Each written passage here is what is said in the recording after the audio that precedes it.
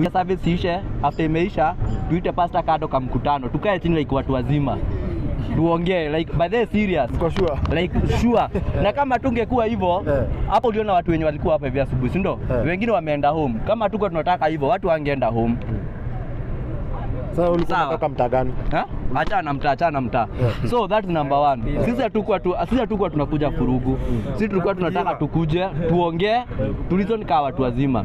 That is number one. Kitu ya pili, hata mimi naenda church na sina shida na church kupewa 20 million. Mimi kenye najua sadaka, mimi nafaa either nitoe kwa simu, niweke kwa bahasha ama niweke kwa chondo, hadi mwenye ako nyuma yangu hajuagi nini nimetoa. Si ni kweli?